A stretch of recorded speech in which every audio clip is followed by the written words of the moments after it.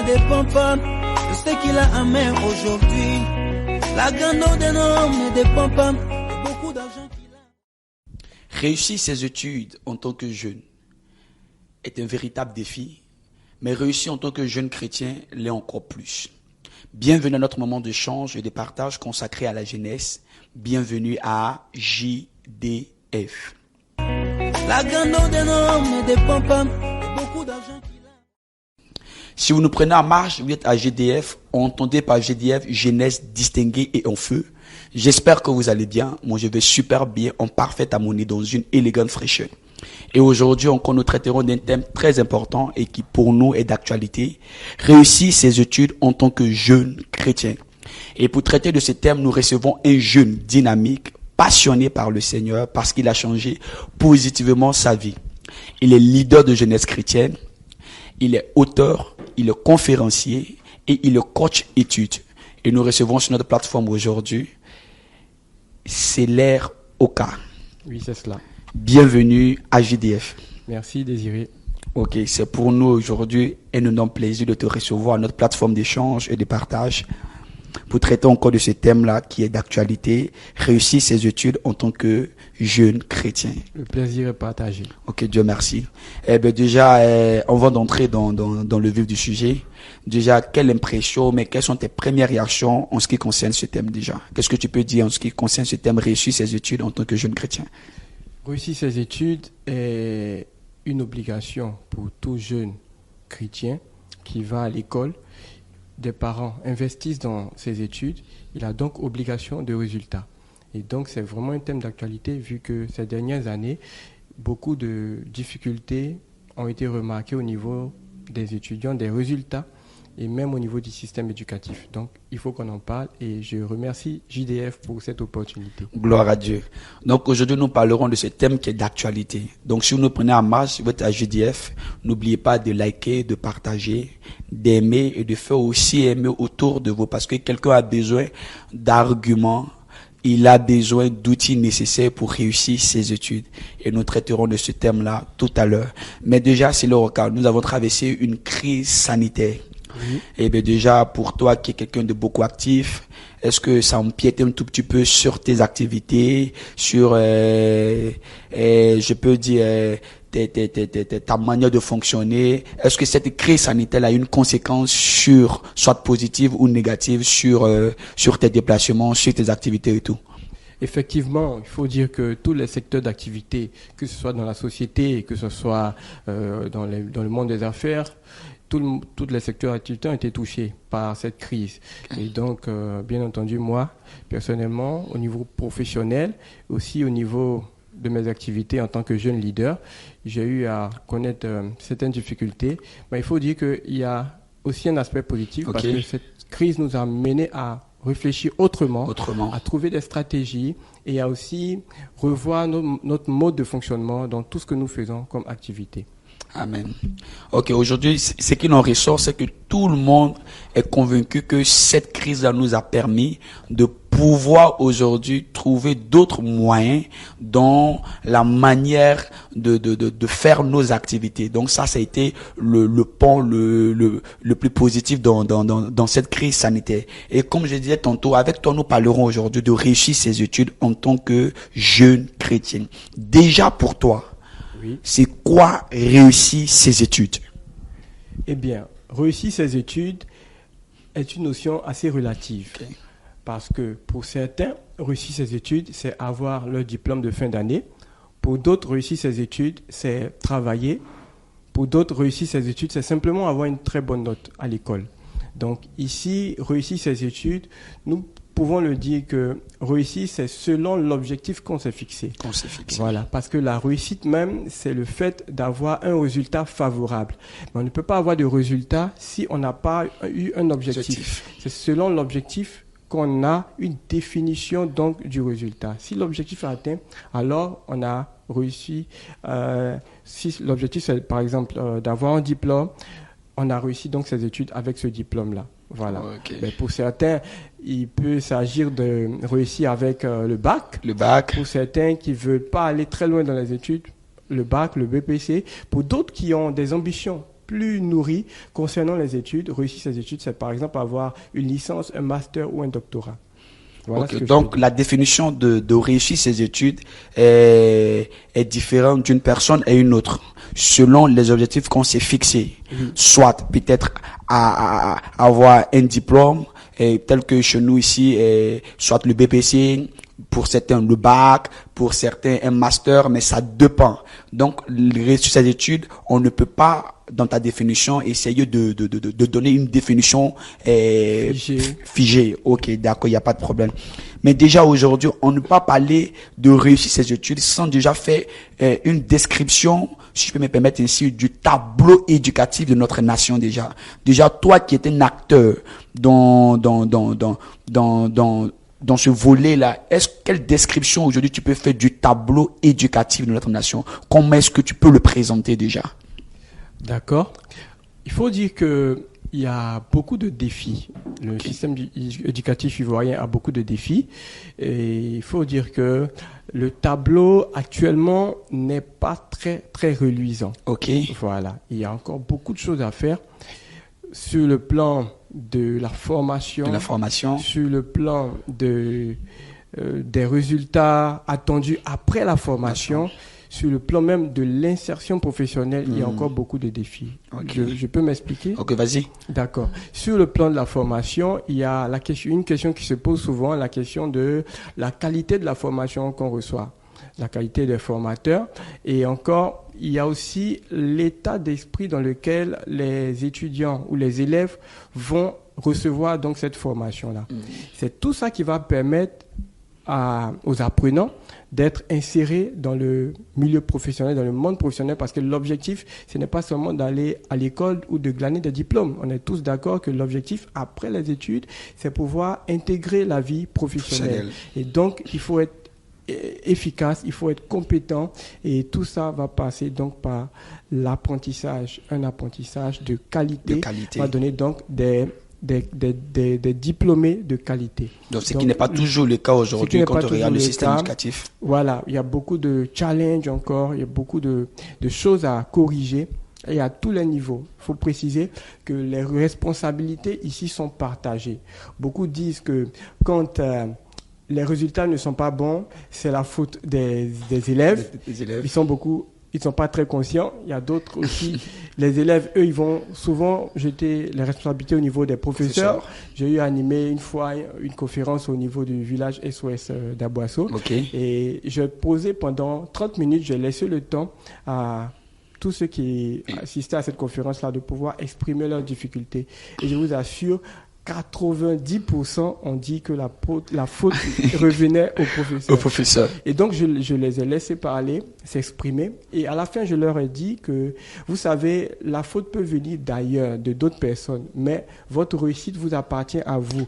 Vous ne devez pas donner l'occasion aux autres, aux professeurs, aux chefs d'établissement, même au système éducatif, d'avoir raison sur votre réussite. Même si les conditions sont difficiles, c'est à vous de trouver le moyen de réussir, de vous adapter donc à la situation dans laquelle vous êtes. Voilà. Certains même rejettent la faute aussi au niveau des parents, parce que les professeurs aussi se plaignent souvent du fait que l'enseignement qu'ils donnent, il n'y a pas de suivi au niveau de la maison. Voilà. Donc, les responsabilités sont partagées. Donc, chacun a sa part de responsabilité. Effectivement, sa part de responsabilité. Déjà, pour toi qui es un acteur important engagé auprès des jeunes, parce que je sais que tu animes des conférences au niveau des écoles, des grandes écoles, des universités, même sur le volet éducatif et tout. Et quel est le constat que tu fais au niveau du taux de réussite des chrétiens en milieu scolaire surtout? Est-ce qu'il est bon ou bien est-ce qu'il est mauvais? Parce qu'aujourd'hui, je sais que tu es beaucoup impliqué au sein de la jeunesse, puisque tu es leader de jeunesse chrétienne. Donc, certainement qu'à chacune de tes conférences, il y a forcément beaucoup de jeunes chrétiens qui y participent. À la fin de chaque année scolaire, au vu de ce que tu as déjà commencé jusqu'à aujourd'hui, est-ce que tu penses que le taux de réussite au niveau des jeunes chrétiens est au-dessus de la moyenne ou en deçà? D'accord. C'est une question un peu difficile à répondre, mais je vais essayer de donner autant d'éléments utiles à nos internautes, à nos téléspectateurs. Voilà. Il faut dire qu'il n'y a pas vraiment de structure qui est établi des études. Il y a Ok. des structures qui font des études concernant le taux de réussite au niveau, en général, mais pour les chrétiens en particulier, c'est un peu difficile.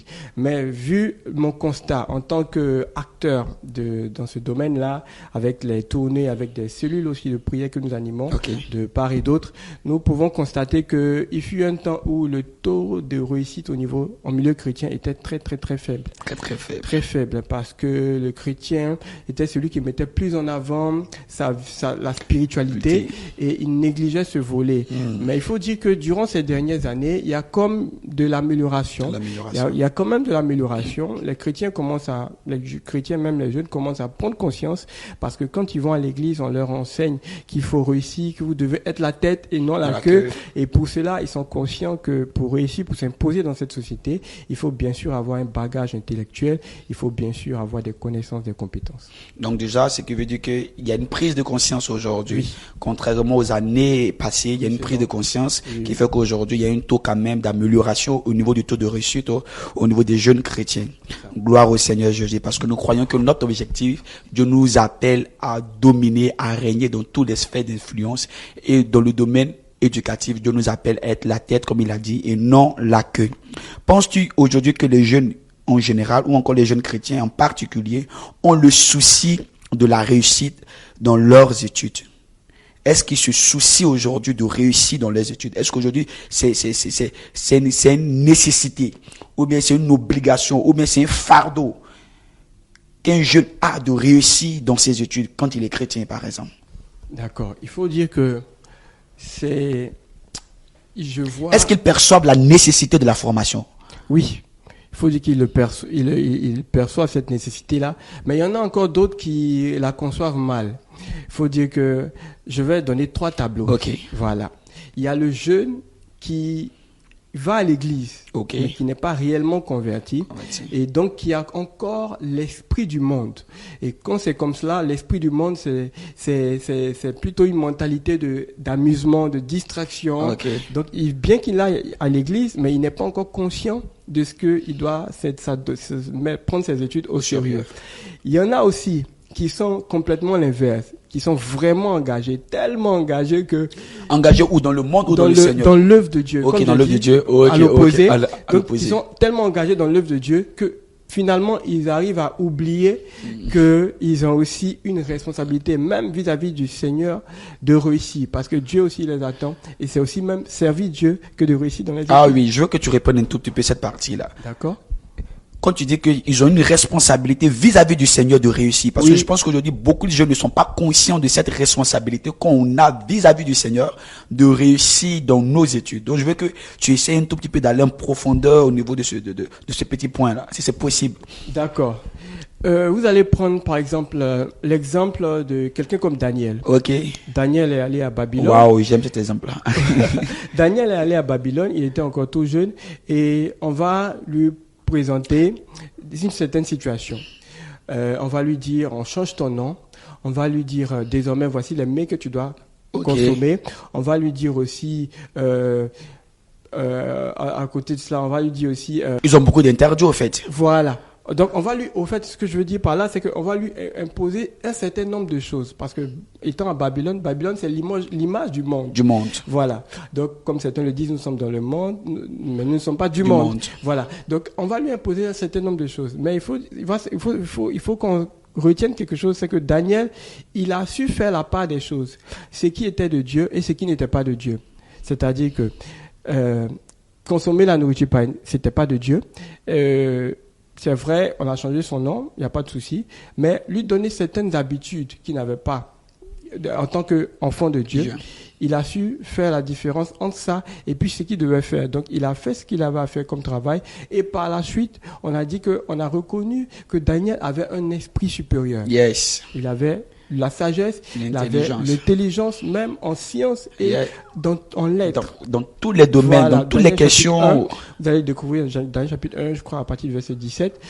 Donc, il avait réponse à tout. Et vous allez constater que même dans son évolution, même dans sa croissance, Daniel a été utile à tous les chefs, à tous les chefs qui ont régné sur Babylone, sur pratiquement 4 gouvernements. Daniel était là. Pourquoi? C'est parce qu'il ne savait pas seulement prier.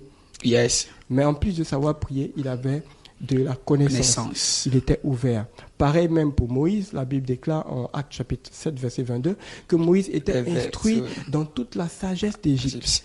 Pourtant, on sait tous qu'à partir de la classe 3e, on voit les propriétés de Pythagore, les propriétés de Thalès. Oui. Ce sont des propriétés qui ont été établies par des scientifiques pour construire des pyramides. C'était pas n'importe qui pouvait se lever d'un matin et construire une pyramide. Ça nécessitait de l'intelligence. Et Moïse, il avait non seulement cette intelligence, Daniel pareil, Joseph pareil, ils avaient cette intelligence, mais aussi ils avaient la crainte de Dieu. Donc au fait, l'une des choses qui crée l'amalgame aussi en milieu chrétien, c'est que beaucoup se disent que il faut mettre devant seulement la prière, seulement la parole de Dieu, mais on oublie que la parole de Dieu même nous donne des exemples pour réussir dans la vie comme dans les études. Waouh! Amen, amen. Donc je pense que Dieu nous appelle à réussir dans nos études.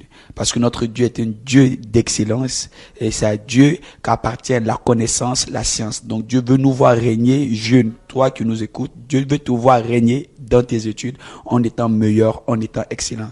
Donc l'excellence, la réussite n'est pas seulement réservée aux gens du monde, mais elle est réservée également pour nous. Donc si nous prenons en marche, vous êtes à GDF, Jeunesse distinguée en feu, et nous traitons du thème réussir ses études en tant que jeune chrétien. Nous recevons ici Célère Oka. Je le rappelle encore, il est conférencier, il est également auteur et aussi il est coach, donc il sait de quoi il parle. Il est coach en études, donc c'est un expert. Il maîtrise son domaine par la grâce du Seigneur et encore par la grâce du Seigneur, il va nous donner des astuces, des petits points pour nous permettre de pouvoir réussir dans nos études. Alléluia, amen, amen.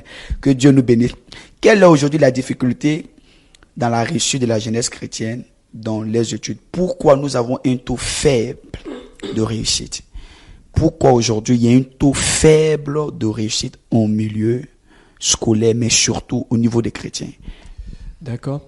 Effectivement, tu me donnes l'occasion de rebondir sur l'ancienne question, puisque les deux questions sont apparemment liées. J'avais donné un dernier tableau, le tableau de ceux qui étaient vraiment engagés dans l'œuvre de Dieu, mais qui mettaient de côté les études. Donc, j'ai dit que c'était pas une attitude correcte, parce que Dieu aussi nous appelait à réussir dans les études. Mais il y a aussi un dernier tableau. Un dernier tableau, c'est le tableau de ceux qui sont engagés dans l'œuvre de Dieu, qui sont intéressés par tout ce qui concerne le Seigneur, par leur vie spirituelle, par leur marche avec Dieu, mais aussi qui accordent aussi une importance aux études. Aux études. Voilà. Donc, c'est un peu ce que je voudrais souligner. Maintenant, pour revenir à la question concernant qu'est-ce qui fait que le taux de réussite est faible au niveau des chrétiens, il y a beaucoup de choses. Déjà, on n'enseigne pas suffisamment, à mon humble avis, on n'enseigne pas suffisamment l'importance des études. Même quand tu dis on n'enseigne pas, à l'église, voilà, parce que à l'école, c'est tout le monde. Mais au niveau des chrétiens, est-ce que dans nos églises, il y a un programme, il y a des structures, ou bien il y a même des conférences, des ateliers de formation, effectivement, où on amène les jeunes à s'intéresser aux études. Parce que généralement aujourd'hui, c'est prière, programme de prière, programme de louange, évangélisation. Ça, c'est bien. Prière. Donc, je voudrais ici attirer l'attention de nos pères, de nos pasteurs, afin qu'ils puissent aussi s'intéresser à cela. Vu que ceux qui vont aujourd'hui à l'école, les jeunes, les enfants même, sont l'avenir de l'Église, il faudrait qu'on puisse cultiver, on puisse entretenir cette relève-là, cette jeunesse-là, afin que cette jeunesse-là soit plus tard la force de l'Église. Parce que un jeune qui est instruit, un jeune qui réussit, demain quand il va travailler, il doit d'abord faire bénéficier des fruits de ses compétences, de ses connaissances à l'Église. C'est pas seulement financièrement, mais aussi au niveau de son savoir-faire. Voilà, aussi au niveau de son savoir-faire, même au plan financier. Donc, nous voulons vraiment encourager tout le monde, tous les responsables de nos communautés, à pouvoir aussi faire la promotion des études, même au sein de nos églises. Par des conférences. Par des ateliers. Par des ateliers. De tout type, quand même. Oui, et même aussi en félicitant. En fin d'année, il est important de féliciter, de donner même des prix Au niveau, même à l'église. Ok, Voilà. ça c'est une bonne Voilà, astuce. dans ma communauté, comme ça se fait. Et je suis content de cette initiative-là que l'homme de Dieu a eu dans ma communauté, de pouvoir récompenser les premiers, les admis aux examens. Il faut que ça se fasse, De telles choses vont encourager les jeunes, les enfants à prendre je pense que c'est vraiment quelque chose de très très important ce que tu viens de dire là, parce que généralement aujourd'hui on ne met pas en avant par ces moyens-là l'excellence, par exemple en récompensant des élèves qui ont réussi à leurs examens. Et ça c'est quelque chose de vraiment très très important, parce qu'il faudrait, pour valoriser les études, trouver, surtout quand on est jeune, des astuces qui vont amener ces jeunes-là à s'intéresser à leurs études. Ça, c'est vraiment important. Je pense qu'on va pouvoir avoir l'opportunité encore de revenir sur ce point-là. Maintenant, déjà, j'ai une autre question. Comment on fait face à ce déficit au niveau du taux de réussite? Quelle est la formule? Ou encore l'attitude? Ou encore le comportement? Toi, surtout, qui est engagé dans ce domaine, comment réussir concrètement ses études en tant que jeune chrétien? C'est une question qui est très très vaste. Nous allons donner les points essentiels. Voilà. Réussir ses études en tant que jeune chrétien va passer d'abord par, comme je l'ai dit tantôt, une prise de conscience. Une prise de conscience. Oui, c'est impératif. Il faudrait que le jeune chrétien prenne conscience de ce que, en tant que chrétien, il se doit de réussir. Déjà, même sans être chrétien, tout jeune doit faire honneur aux parents qui s'occupent de lui, aux parents qui lui permettent d'avoir un cadre pour étudier. Et donc, il doit pouvoir faire honneur aux parents. Donc, il doit savoir que sa réussite, comme je dis, la prise de conscience, c'est déjà de prendre conscience qu'il doit réussir. Et pour lui, mais pas seulement pour lui, pour sa famille, même pour sa nation, il doit être quelqu'un qui pourra être un exemple, quelqu'un qui va aider d'autres générations, encore même après lui. Voilà. Et donc, pour réussir ses études, qu'est-ce qu'il faut? Donc, en plus de la prise de conscience, nous pourrons dire qu'il faut déjà travailler. Il faut que le chrétien travaille. Il faut qu'il mette de côté la distraction. Il faut que le jeune, même en général, mette de côté la distraction. Aujourd'hui, nous constatons qu'il y a beaucoup de distractions, que ce soit les téléphones, ce soit les réseaux sociaux. Oui. Et donc, nous constatons que cela crée beaucoup de difficultés. Parce que sans le savoir, même pendant les cours, il y en a beaucoup qui vont en classe avec leur téléphone, qui manipulent le téléphone pendant que le cours se fait. Vous êtes d'accord avec moi que dans ces conditions-là, l'apprenant ne peut rien comprendre de ce que le professeur va faire. Et s'il n'a rien compris en classe, pendant les révisions, pendant les préparatifs des examens, des compositions, il aura encore plus de difficultés. Là encore, il faut se poser une question, parce que si en classe, là où il y a le professeur, là où tout le monde est là pour étudier, et pour suivre le cours, il arrive à manipuler le téléphone, et à la maison où il n'y a personne. Là encore, on voit que cette difficulté est encore remarquable. Donc, j'ai parlé d'abord de la prise de conscience. Ensuite, j'ai parlé de la distraction. Comment? De la distraction. Oui, éviter la distraction pour pouvoir se concentrer sur le travail. Travailler, et ensuite, il faut vraiment croire en son succès. Croire qu'on a toutes les chances de réussir, même si ce ne sont pas nos résultats. On peut avoir des résultats qui ne sont pas bons, qui ne sont pas satisfaisants, mais n'empêche que on peut finir par avoir des résultats très appréciables à la fin de l'année, à la fin du trimestre, du semestre, ou même, etc., du cycle, du cursus scolaire. Donc, c'est de croire en soi, de pouvoir se donner les moyens qu'il faut afin de réussir. Voilà. Bon, déjà, je pense que moi, j'ai une question encore qui me vient à l'esprit, que j'ai pas forcément noté là. Déjà, qu'est-ce que tu penses déjà de tous ces jeunes qui sont fort engagés dans le ministère? Quand je parle de ministère, pas forcément qui sont déjà pasteurs ou autres, mais déjà qui négligent leurs études pour des programmes, par exemple. Et parce qu'aujourd'hui, nous sommes confrontés à ce genre de problème-là en fin d'année. Des élèves qui sont chrétiens, mais qui passent tout leur temps à l'église au lieu de bosser. Et en fin d'année, c'est là maintenant, je sais que Dieu bénit, que Dieu fait grâce et tout, mais qui oh Seigneur, vraiment, l'année est finie, aide-moi. Mais pourtant, il n'a pas pris le temps de bosser. Et c'est ça aujourd'hui. On a l'impression que les jeunes passent plus leur temps à l'église que de faire la part des choses. Qu'est-ce que déjà toi tu peux dire déjà? Quel conseil tu peux donner, mais quelle astuce pour permettre à ces jeunes-là de faire la part des choses? C'est vrai qu'il est vraiment important pour nous en tant que jeunes de servir le Seigneur, mais en même temps aussi de bosser. Mais souvent on oublie le volet bosser, mais on sait plus le Seigneur. Qu'est-ce que déjà tu peux dire par rapport à ce phénomène, à tous ces jeunes-là qui privilégient plus l'église? Et pour moi, on sert vraiment le Seigneur, je suis vraiment engagé dans l'œuvre de Dieu, mais je sais que par moments d'autres le font en fuyant leurs études, pour trouver une excuse. Ah non, je vais à l'église, non, je vais à l'église. Qu'est-ce que déjà toi tu peux dire? Je pense que déjà tu arrives quand même à cerner le fond de ma pensée au fait. D'accord. J'ai bien envie de rappeler cette parole que j'ai entendue de la bouche du pasteur Marcelo. Ok. Il a dit que quand il était encore élève, apprenant, il avait une philosophie, c'était de servir Dieu comme il n'a jamais étudié et d'étudier comme il n'a jamais servi Dieu. Voilà. Ça veut dire que autant quand il est en train de servir Dieu, il le fait à fond. Quand il est en train d'étudier, il le fait à fond. Mais il faut dire que ici se pose une question de priorité. Voilà. Donc beaucoup aussi ont cette question-là. Et pour vous qui me suivez, j'espère que vous allez écouter ce que je vais dire. Beaucoup se posent cette question-là, de savoir quelle est la priorité entre mes études et l'œuvre de Dieu. Aussi, il faut dire que j'ai dit d'entrée de jeu que étudier, c'est servir Dieu. À partir du moment où on comprend ça, il n'y a pas d'amalgame. Ça veut dire que quand tu sais que tu étudies pour glorifier Dieu au travers de tes études, au travers de tes résultats, tu comprends que tu ne dois pas négliger tes études. Donc, il faut accorder une priorité aux études parce que c'est grâce à ton succès que tu seras félicité au niveau de tes parents.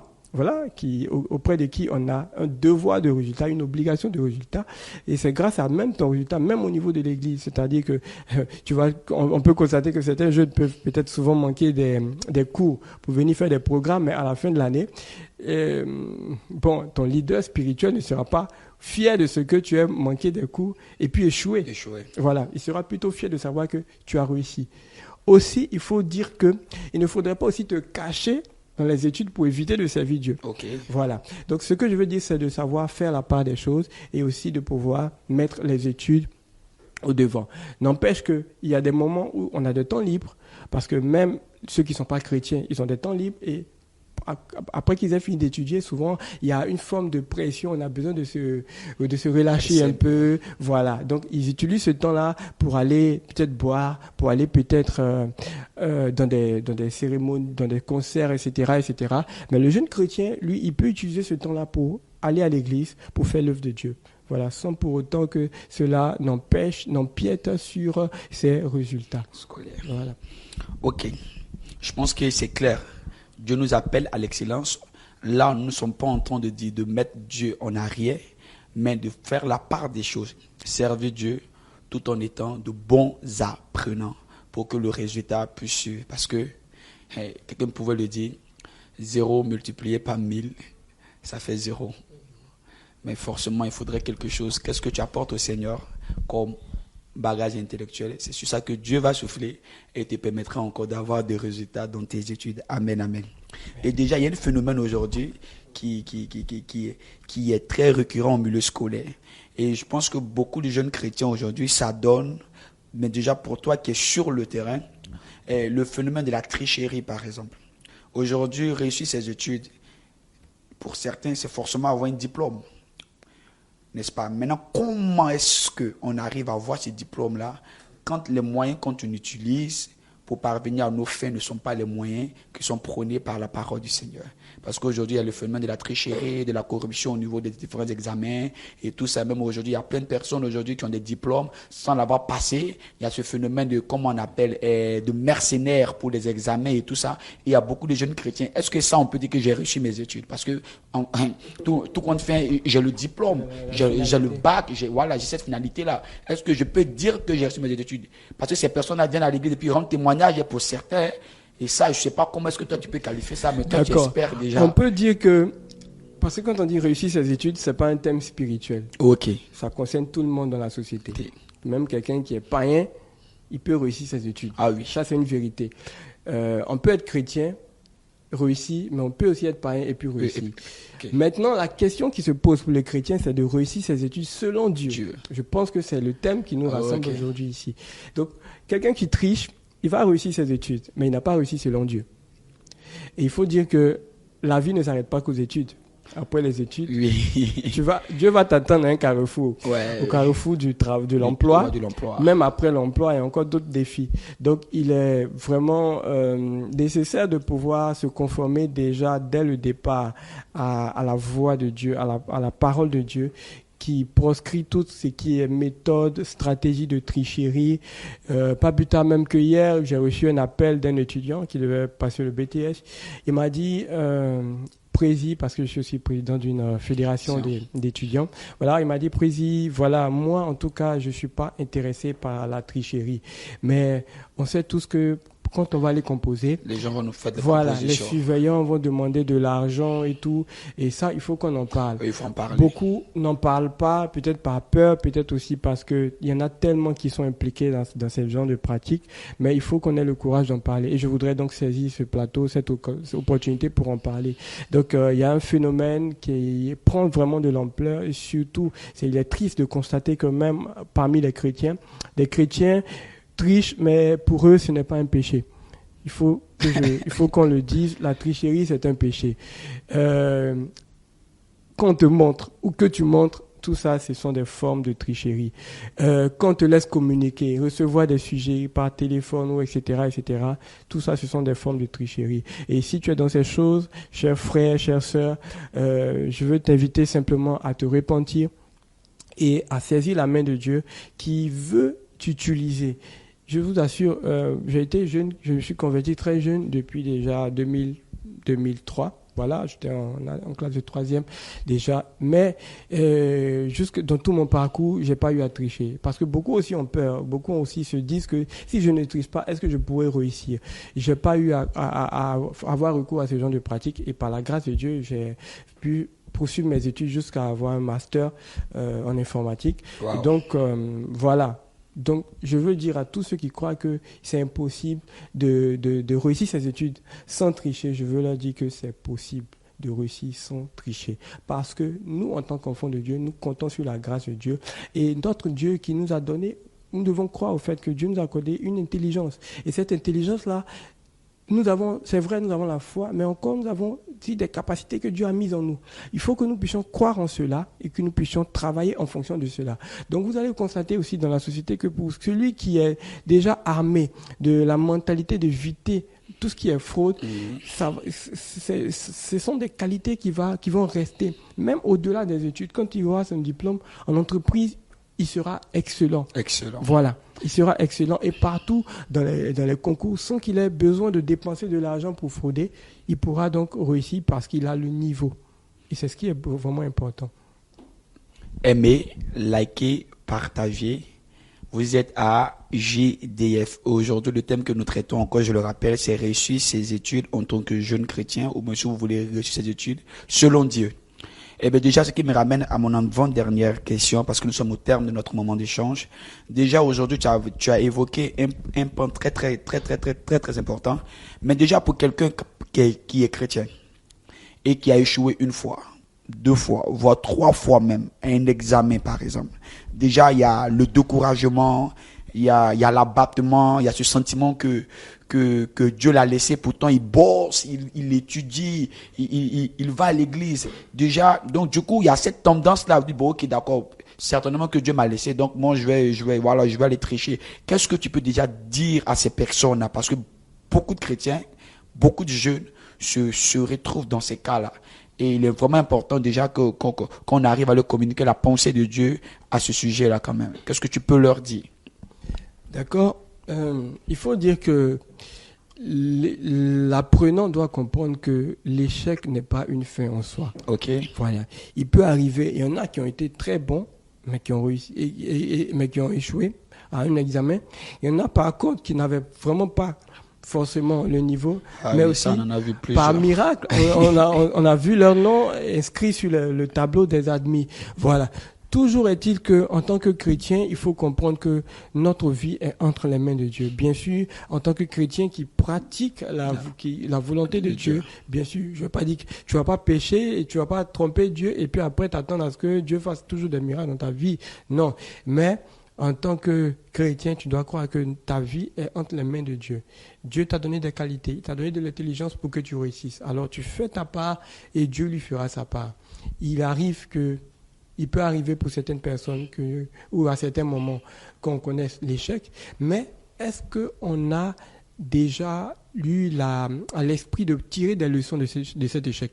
Quand on échoue, c'est vrai, on peut être amené à pleurer, à se lamenter, mais après cela, il faut se relever. Ah oui. Il faut se relever, prendre courage et surtout tirer des leçons de son échec. Voilà. Et je vais profiter pour donner un exemple, parce qu'au-delà des études, c'est vrai, on peut avoir des diplômes, travailler dans la société, mais certains peuvent avoir des diplômes et même ne pas travailler forcément dans le métier dans lequel ils ont été formés.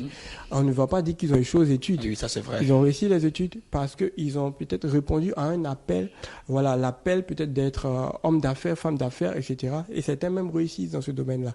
Voilà, et donc les études constituent, j'ai envie de dire, un moyen qui les aide à pouvoir utiliser leurs connaissances qu'ils ont acquises à l'école dans leur nouveau domaine d'activité. Donc, ce que je voudrais dire, c'est que déjà, et donc, après le résultat, voilà, une attitude aussi, comme pour ceux qui vont après les études, entrer dans le monde des affaires, il faut dire que tout n'est pas toujours facile. Okay. Tu peux entreprendre et après rencontrer des difficultés après ta première affaire. Est-ce que tu dois te décourager? Non. Non, tu dois encore redoubler de courage, tirer des leçons et puis après t'engager à encore mener l'affaire comme il se doit pour pouvoir la mener à réussir. Donc tous les grands entrepreneurs, tous les grands milliardaires américains que vous connaissez, c'est ainsi, ont connu forcément des échecs. Pour même les Américains, l'échec n'est pas une fatalité. Non, au contraire, l'échec c'est un peu comme le moyen de réussir. On connaît tous l'histoire de Thomas Edison qui a échoué pratiquement 1000 fois avant de réussir à créer la lampe électrique. Et on dit comme ça que quand on lui demandait Monsieur Thomas Edison, vous échouez, mais vous n'êtes pas découragé. Il dit non, je n'ai pas échoué. Au contraire, je viens de découvrir ce qu'il faut faire pour ne plus échouer la prochaine fois. Voilà. Donc, c'est-à-dire qu'il retenait à chaque fois quelque chose de ce que l'on appelait les échecs, au fait. Voilà. Tu retiens quelque chose et tu avances. Tu retiens quelque chose et tu avances. Donc, toujours est-il qu'il ne faudrait pas aussi faire exprès. Non, il faut aussi non. Il ne s'agit pas de faire exprès pour échouer, pour dire ah non, je voulais apprendre. Non. Et il faut donner le maximum. Et quand tu échoues, il faut qu'on puisse tirer des leçons pour pouvoir avancer demain. Waouh! Donc je pense que nous sommes au terme de notre moment d'échange et de partage. Et là, je reviens pour ma toute dernière question. Aujourd'hui déjà, quel est pour toi en quelques mots, quel est l'avantage de réussir dans ces études en tant que jeune chrétien? Quelle est la place de la formation? Ou encore, que penses-tu de tous ces jeunes qui banalisent leurs études? Donc c'est une question à 3 volets. Une question à 3 volets. Donc quel est l'avantage de réussir dans ces études en tant que jeune chrétien? Est-ce qu'il y a un avantage de réussir ces études? Déjà, quelle est la place de la formation ou des études? Ensuite, que penses-tu de tous ces jeunes qui banalisent leurs études pour se lancer, soi-disant, dans le ministère et autres? Est-ce que ce n'est pas une manière de fuir les études pour dire, ah, Dieu m'a appelé, il est en 3e, il n'a aucun bagage intellectuel? Est-ce qu'on n'a pas besoin de toutes ces choses-là pour entrer dans le ministère? Ou bien Dieu se fiche carrément? Je sais que Dieu utilise n'importe qui parce que Dieu ne compte pas sur notre capacité, mais sa capacité à lui. Mais est-ce pour autant qu'il faudrait banaliser nos études pour entrer dans le ministère ou pour des choses de Dieu quand on sait que les études ou la formation est très importante? Ok. Déjà, je crois que le premier volet, c'est l'avantage de réussir dans ces études. Réussir dans ces études est vraiment, j'ai envie de dire, nécessaire. Nécessaire pour tout jeune qui a des ambitions d'occuper une place importante dans la société. Voilà, il va s'en dire que déjà, il faut qu'il acquiert l'instruction. Parce que l'objectif même de l'éducation, de l'école, concerne aussi l'éducation. Le ministère, par exemple, chargé de gérer le volet scolaire au niveau de notre pays, on dit ministère de l'Éducation nationale. Donc, déjà, il faut que le jeune, l'enfant, puisse acquérir déjà une certaine forme d'éducation. Savoir lire, savoir écrire, ce sont les bases. Mais encore, c'est vraiment important parce que l'école, je vous ai dit, l'école est même une école de la vie. Ok. Parce que à l'école, on apprend à pouvoir utiliser au mieux son intelligence. Quand on vous donne plusieurs matières différentes à étudier, ça vous amène à pouvoir vous adapter à plusieurs cas de situation dans la vie. Et plus on s'y adonne, plus on a donc développé des facultés d'adaptation, voilà, qui font que même au-delà des études, on arrive à s'adapter. Encore plus loin, l'école t'éduque parce qu'il y a le professeur qui est là, il y a des responsables d'établissement à qui on doit le respect. L'école apprend aussi le respect. Et en plus de cela, l'école te donne une connaissance sur la vie en général, sur le monde dans lequel on est. L'école nous permet donc d'avoir une connaissance de ce qui concerne la réalité, le monde dans lequel nous vivons. Et en plus de cela, enfin, l'école est vraiment importante, nécessaire parce que l'école te donne un savoir-faire. Et c'est ce savoir-faire-là qui va permettre donc à l'apprenant plus tard de pouvoir travailler, et c'est le travail qui va lui donner donc de pouvoir on va dire nourrir sa famille, de pouvoir avoir de quoi subvenir à ses besoins. Voilà. Maintenant, il y a aussi une petite question, il y a aussi une petite chose, parce que beaucoup de gens se disent que est-ce que c'est, je sais pas, tout le monde qui sont riches, qui sont prospères, qui ont réussi dans les études. Effectivement, l'école est un moyen de réussite sociale. Voilà. L'école est un moyen la réussite dans les études est un moyen de réussite sociale. Mais il faut être franc, l'école n'est pas le seul moyen de réussite sociale. Cependant, l'école contribue énormément à la réussite sociale. Parce que pour celui qui n'a pas reçu d'éducation, qui monte peut-être une affaire, il n'a pas de compétences, il n'a pas une lisibilité claire. Quelqu'un qui ne sait pas lire, quelqu'un qui ne sait pas écrire, quelqu'un qui ne sait pas calculer. C'est difficile. Imaginons que tu te fais en fin d'année un chiffre d'affaires énorme, tu as beaucoup d'argent, mais tu ne sais pas gérer, tu ne sais pas organiser. Tu ne sais même pas comment gérer les personnes qui travaillent pour toi. Comment les suivre, comment les encadrer. Vous voyez, il y a ce souci-là que l'école résout. Donc, même pour ceux qui doivent faire les affaires, ils doivent prendre leurs études au sérieux, aller le plus loin possible jusqu'à après. Bon. Voilà. Ok, donc je pense que déjà tu as répondu à la question de quelle est la place de la formation déjà. Donc, pour dire que la formation est très très importante. C'est vrai que même si on n'est pas tous appelés à réussir ou bien à s'insérer de manière professionnelle et sociale au travers des études, mais néanmoins la formation que nous donnent nos études est très très important dans la mesure où elle nous permet d'avoir des compétences telles que la gestion des hommes, la gestion des finances et autres. Donc, tu peux peut-être ne pas réussir dans tes études, mais la formation, les études sont très très importantes pour te permettre d'aller loin dans ta profession, dans le métier que peut-être que Dieu t'aura permis d'embraser plus tard dans l'avenir. Et déjà, pour le dernier pan de cette question à 3 volets, que pourrais-tu dire, oui, de tous ces jeunes qui banalisent. C'est vrai que Dieu nous appelle au ministère, mais je pense que pour entrer dans le ministère, il y a un temps. Il y a un temps quand même pour entrer dans le ministère. Donc déjà, qu'est-ce que déjà tu peux dire déjà? Est-ce que ça veut dire que Dieu se fiche pas mal qu'on soit peut-être, voilà, aller un peu loin dans les études? Est-ce que le ministère rime forcément avec échec dans les études et tout? D'accord. Effectivement, je vais répondre à cette question. Là, voilà. Question un peu difficile, mais pourquoi? Parce que je voudrais pas que certains se sentent indexés négativement. Mais je réponds selon effectivement mon point de vue et selon un constat que j'ai fait dans le monde chrétien. Voilà. Être appelé au ministère signifie pas banaliser les études. Loin de là. Être appelé au ministère ne signifie pas abandonner les études. Voilà. Comme on le dit, c'est Dieu qui appelle. Et si Dieu, en t'appelant, il ne t'a pas demandé de laisser tes études, tu n'es donc pas appelé à abandonner tes études. Parce que ce que tu vas apprendre dans ta formation peut servir dans le ministère. Ok. Dans le ministère, on a besoin des gens qui savent gérer l'argent. On a besoin des gens qui savent gérer les hommes. On a besoin des gens qui savent gérer une structure de communication. Voilà. Événementiel, etc. Donc, ce sont des compétences qui sont acquises au travers de la formation qu'on reçoit à l'école. Donc, si on banalise cela, cela va forcément nous rattraper, même dans le ministère.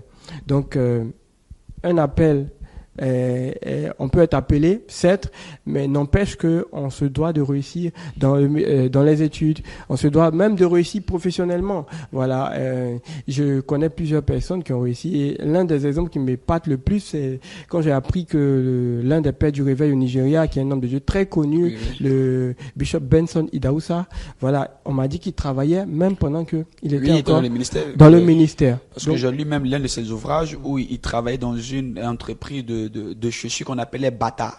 Et il a gravé tous les échelons, c'est-à-dire de simple employé jusqu'au niveau des directeurs. Wow. Donc vous voyez que c'est quelqu'un déjà qui avait une connaissance, qui maîtrisait même son domaine. Ouais. Et même si je ne me trompe pas, je pense qu'il y a l'un des pasteurs, mais présentement, si je peux me permettre de citer son nom, je pense que c'est Yves Castano, qui occupe un grand poste au niveau du Congo, dans la communication. Oui, responsable de l'agence de régulation des télécoms, le pasteur Yves Cassano.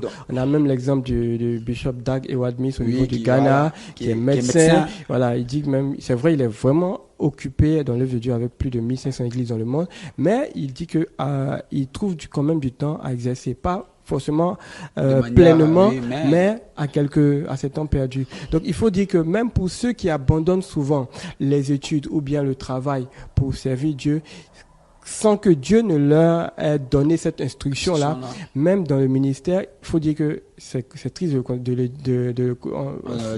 dire, mais il faut quand même qu'on le dise pour aider encore les jeunes, parce que cette émission, je suppose qu'elle est là pour aider encore les jeunes à pouvoir faire le bon choix. Donc certains dans le ministère rencontrent des difficultés, notamment sur le plan financier, des difficultés auxquelles ils seront peut-être pas confrontés s'ils avaient continuer leurs études et travailler, exercer un métier. Voilà. Donc, le métier qu'ils exercent peut leur aider. Pas que Dieu ne finance pas son œuvre. Non, loin de là. Mais Dieu finance son œuvre selon qu'il a prévu. S'il a prévu financer cette œuvre au travers de ce que tu reçois, par exemple, dans ton travail, tu ne le sais. Donc, c'est pas à nous de décider à la place de Dieu. Donc, c'est un peu ce que je voudrais dire. Ok, d'accord. Je pense que nous sommes au thème de cette émission, par la grâce du Seigneur déjà. Et en conclusion, quel est ton mot de fin? Qu'est-ce que tu peux dire? Réussir ses études en tant que jeune chrétien, c'est possible? Oui, c'est possible. C'est possible. C'est très possible. C'est très, très possible. Ok, déjà, d'accord. Je pense que tu as également écrit un ouvrage qui en 2 volets sur ce thème-là.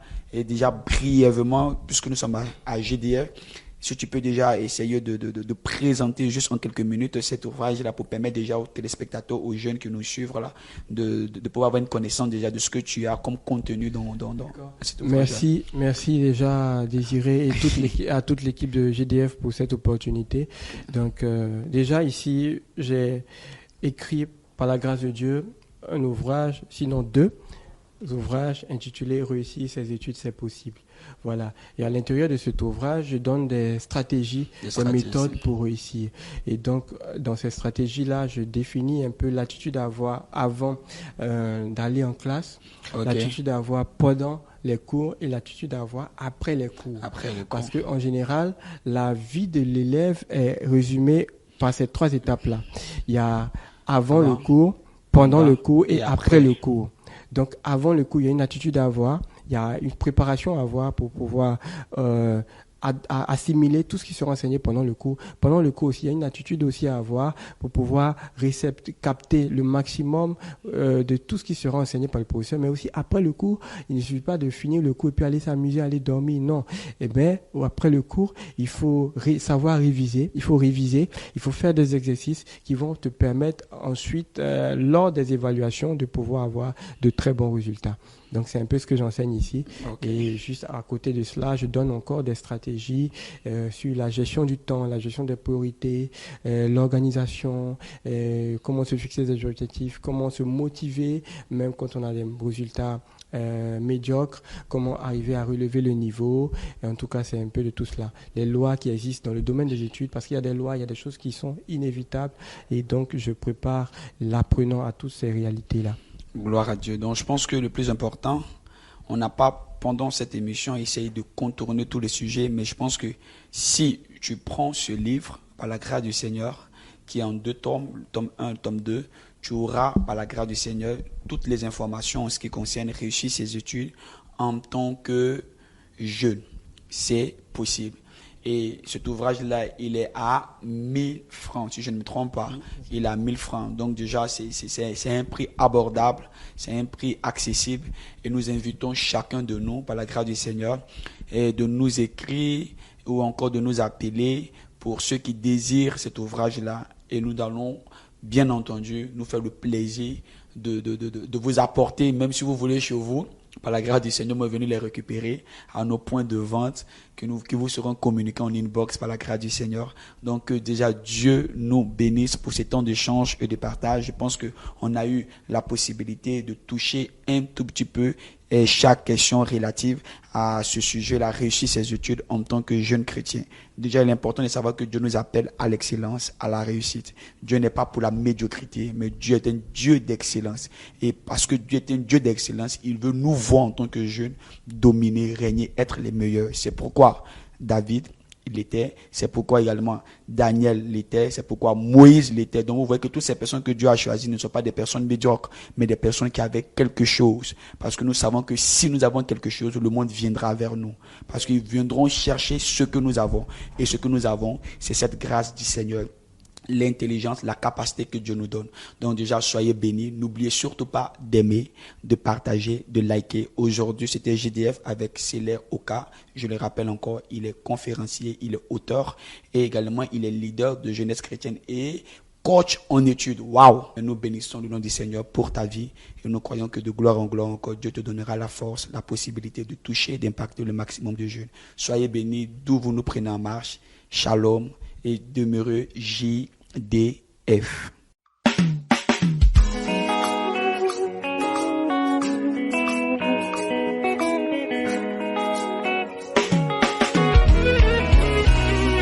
La grandeur d'un homme ne dépend pas de ce qu'il a à main aujourd'hui. La grandeur d'un homme ne dépend pas